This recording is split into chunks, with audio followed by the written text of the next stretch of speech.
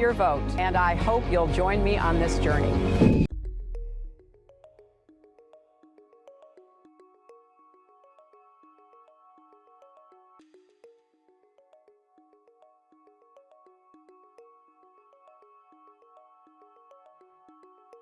Now, there are some who have a different view, as you all know. They seek an international legal instrument that would lead to exclusive government control over internet resources, institutions, and content, and national barriers on the free flow of information online. But this, in our view, would lead to a fragmented internet, one that does not connect people, but divides them, a stagnant cyberspace, not an innovative one, and ultimately a less secure cyberspace with less trust among nations.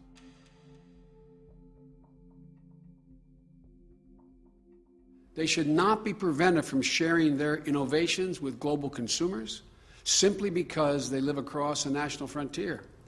That's not how the internet should ever work, in our view. Not if we want it to remain the space where economic, political, and social exchanges can flourish.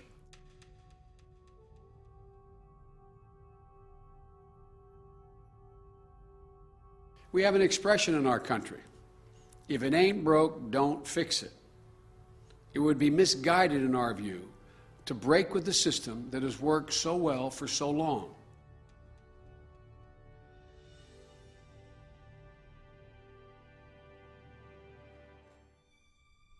The digital marketplace of ideas that welcomes every blog and tweet is the same one that inspires the next generation of innovators to fuel our economies. And when businesses consider investing in a country with a poor record on internet freedom, and they know that their website could be shut down suddenly, their transactions monitored, their staffs harassed, they'll look for opportunities elsewhere.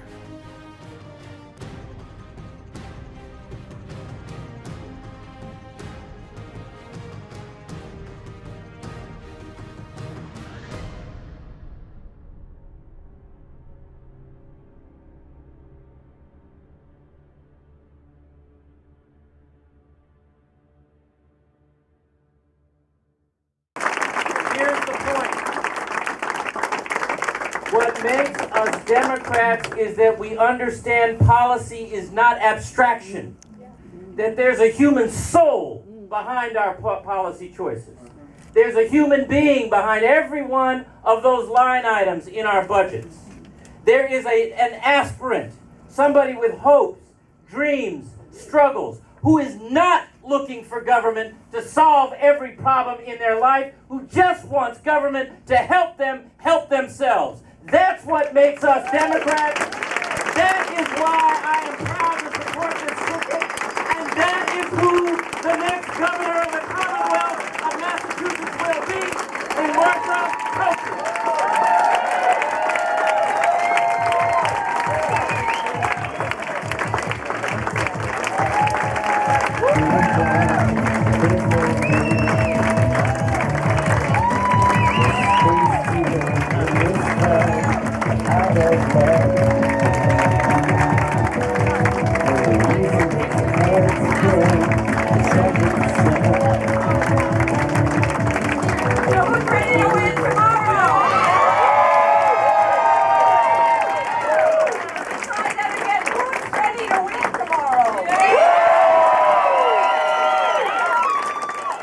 And I know and you know that there could not be more at stake for those 17,000 kids waiting to get early education. We know how important it is. Waiting. Folks who don't have earned sick time, most of us don't worry about that, but a lot of people in Massachusetts do. That's important to people. And that says what I care about, what you care about, what we care about as Democrats. That we want to make sure we give every kid an opportunity to find his dream and follow it. And I was talking today up in Lynn about this kid I met at the Lynn Vocational Technical School. I said, I met this kid. He was a real kid, by the way. I met this kid in Lynn, and he never thought he would go to college. But he told me in his senior year, he had a 4-year scholarship, electrical engineering, to Bucknell. And he was so excited because he was getting the education here in Massachusetts. It was going to give him that opportunity. My dad went to college, worked his way through college. I got to go to law school. My mom never even got to go to college. I know and you know that the key to turning this around, not just for the people in Massachusetts, because that's the right thing to do, good education, opportunity to go to a 2-year school, a 4-year school. Everybody should have that chance. And you know what the best news is? When we do that, it means we're investing in their future and our future. Because we're going to keep jobs here because we have the workforce to do them. Let's go get them!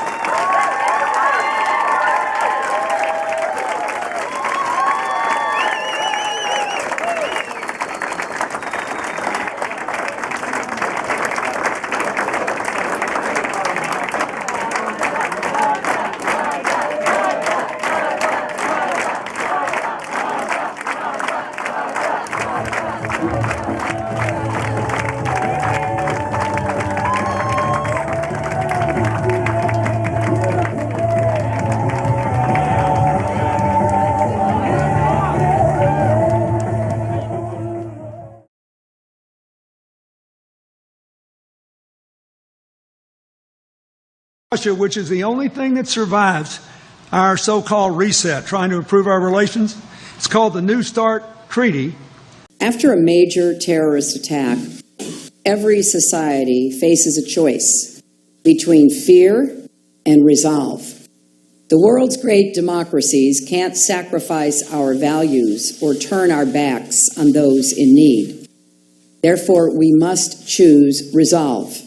And we must lead the world to meet this threat. Now let's be clear about what we're facing. Beyond Paris, in recent days, we've seen deadly terrorist attacks in Nigeria, Lebanon, Iraq, and Turkey, and a Russian civilian airline destroyed over the Sinai. At the heart of today's new landscape of terror is ISIS. They persecute religious and ethnic minorities, kidnap and behead civilians, murder children. They systematically enslave, torture, and rape women and girls. ISIS operates across 3 mutually reinforcing dimensions: a physical enclave in Iraq and Syria, an international terrorist network that includes affiliates across the region and beyond, and an ideological movement of radical jihadism. We have to target and defeat all 3. And time is of the essence. ISIS is demonstrating new ambition, reach, and capabilities. We have to break the group's momentum, and then it's back. Our goal is not to deter or contain ISIS, but to defeat and destroy ISIS. But we have learned that we can score victories over terrorist leaders and networks only to face metastasizing threats down the road. So we also have to play and win the long game. We should pursue a comprehensive counterterrorism strategy, one that embeds our mission against ISIS within a broader struggle against radical jihadism that is bigger than any one group, whether it's Al-Qaeda or ISIS or some other network. An immediate war against an urgent enemy and a generational struggle against an ideology with deep roots will not be easily torn out. It will require sustained commitment in every pillar of American power. This is a worldwide fight, and America must lead it. Our strategy should have 3 main elements. 1, defeat ISIS in Syria, Iraq, and across the Middle East. 2, disrupt and dismantle the growing terrorist infrastructure that facilitates the flow of fighters, financing, arms, and propaganda around the world. 3, harden our defenses and those of our allies against external and homegrown threats. Let me start with the campaign to defeat ISIS across the region. The United States and our international coalition has been conducting this fight for more than a year. It's time to begin a new phase and intensify and broaden our efforts to smash the would-be caliphate and deny ISIS control of territory in Iraq and Syria. That starts with a more effective coalition air campaign, with more Allied planes, more strikes, and a broader target set. A key obstacle standing in the way is a shortage of good intelligence about ISIS and its operations. So we need an immediate intelligence surge in the region, including technical assets, Arabic speakers with deep expertise in the Middle East, and even closer partnership with regional intelligence services. Our goal should be to achieve the kind of penetration we accomplished with al-Qaeda in the past. This would help us identify and eliminate ISIS's command and control and its economic lifelines. A more effective coalition air campaign is necessary, but not sufficient. And we should be honest about the fact that to be successful, airstrikes will have to be combined with ground forces actually taking back more territory from ISIS. Like President Obama, I do not believe that we should again have 100,000 American troops in combat in the Middle East. That is just not the smart move to make here. If we've learned anything from 15 years of war in Iraq and Afghanistan, it's that local people and nations have to secure their own communities. We can help them, and we should, but we cannot substitute for them.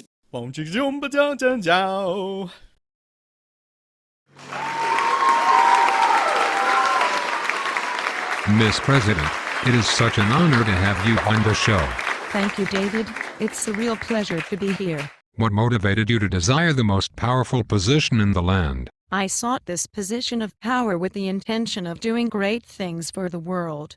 And America, of course. Cool. They hate us because we are so free.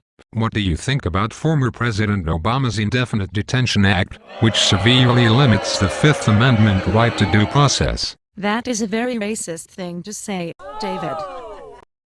Okay. Can you pretend I asked that question about a white president? What are your thoughts on blowback? Do you attribute any of America's unpopularity to us being on this constant killing rampage? David, I'm simply not going to answer rude questions. I'm going to give all of you greedy monkey peasants a bunch of free stuff so you can really understand how benevolent I am. See these tears in my eyes? Hold on a second. See these tears? They are for the children. What children? The ones our military has killed in Libya, Iraq, Afghanistan, Syria, or Yemen? No, no, no. Those are the sons and daughters of America-hating terrorists. I mean the children in America who are now hooked on Gov. I mean, the ones who would starve without food stamps and welfare checks. David, we both know you are completely ignoring the approved questions list that my people gave your people. I think I see your tears now.